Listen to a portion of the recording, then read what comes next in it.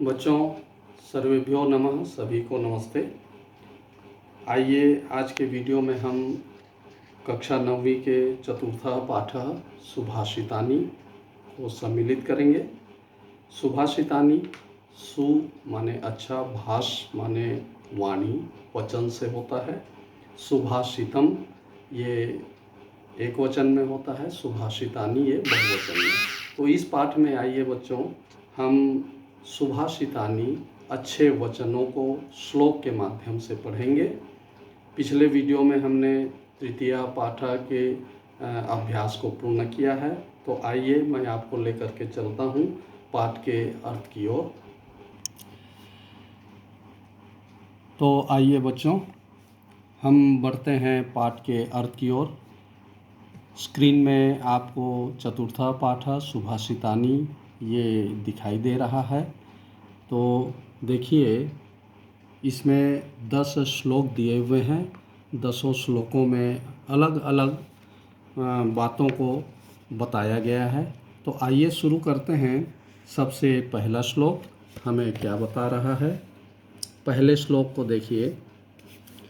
तपोबलं तापसानां ब्रह्मा ब्रह्मविदां बलं हिंसा बलम असाधूनां क्षमा गुणवतां बलम। पहले श्लोक में बताया जा रहा है कि तपस्वियों का बल तप है, ब्रह्मज्ञानियों का बल ब्रह्मा है, दुष्टों का बल हिंसा होता है और गुणवानों का बल क्षमा होता है। आइए दूसरे श्लोक की ओर। उद्योगे नास्ति दारिद्र्यं जपतो नास्ति पातकं मौने च कलहो नास्ति नास्ति जागरिते भयम। इसमें बताया जा रहा है मेहनत करने में कोई गरीब नहीं होता, जप करने से पाप समाप्त नहीं हो जाता, मौन रहने से कलह नहीं होता और जागृत अवस्था में रहने से भय नहीं होता। तीसरे श्लोक में आइए देखते हैं। विद्या विवादाय धनम मदाय शक्ति ही परेशान परपीडनाय खलस्य साधोर विपरीतमेतत् ज्ञानाय दानाय च रक्षणाय। इस श्लोक में बताया जा रहा है कि दुष्टों की विद्या विवाद के लिए होती है, दुष्टों की शक्ति दूसरों को पीड़ा या दुख पहुंचाने के लिए होती है, दुष्टों से विपरीत साधुओं सज्जनों की बुद्धि ज्ञान के लिए, धन दान के लिए और शक्ति का उपयोग सज्जनों की रक्षा के लिए होती है। चौथे श्लोक में देखिए, ये आपके स्क्रीन में श्लोक दिख रहा है। येषां न विद्या न तपो न दानम ज्ञानम न शीलम न गुणो न धर्मः ते मर्त्यलोके भुवि भारभूताः मनुष्य रूपेण मृगाश्चरन्ति। इस श्लोक में बताया जा रहा है जिन मनुष्यों में विद्या, तप, दान, ज्ञान, शील, गुण, धर्म ये सब नहीं होता है, वे मनुष्य पशु के रूप में भी पृथ्वी पर भारतुल्य होते हैं। आइए पांचवें श्लोक की ओर बढ़ते हैं। ये आपके स्क्रीन में पांचवा श्लोक दिखाई दे रहा है। पांचवें श्लोक में बताया गया, देखिए ये स्क्रीन में पांचवा श्लोक दिखाई दे रहा है।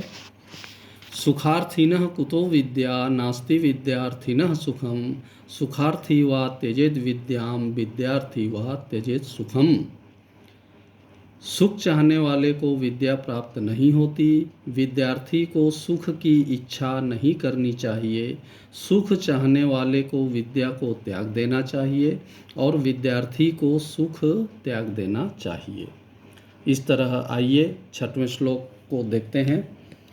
छिन्नोपि रोहितः तरुः क्षीणोपि उपचीयते पुनश्चंद्रः इति विमृशन्तः सन्तः संतप्यन्ते न लोकेषु।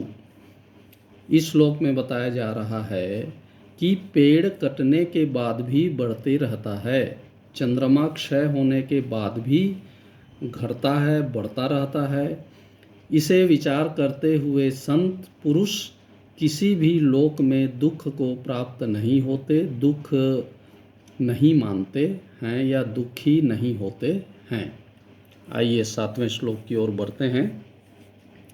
यथा चतुर्भिः कनकं परीक्ष्यते निघर्षणच्छेदनतापताडनै तथा चतुर्भिः पुरुषः परीक्ष्यते त्यागेन शीलेन गुणेन कर्मणा।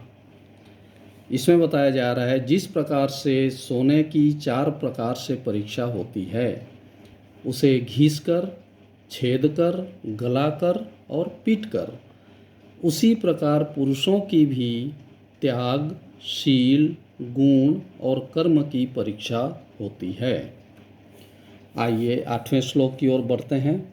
8वें श्लोक में नसा सभा यत्र न सन्ति वृद्धाः न ते वृद्धाः ये न वदन्ति धर्मं नासौ धर्मो यत्र न सत्यमस्ति न तत्सत्यम यत् छलेन अभ्युपेतम्।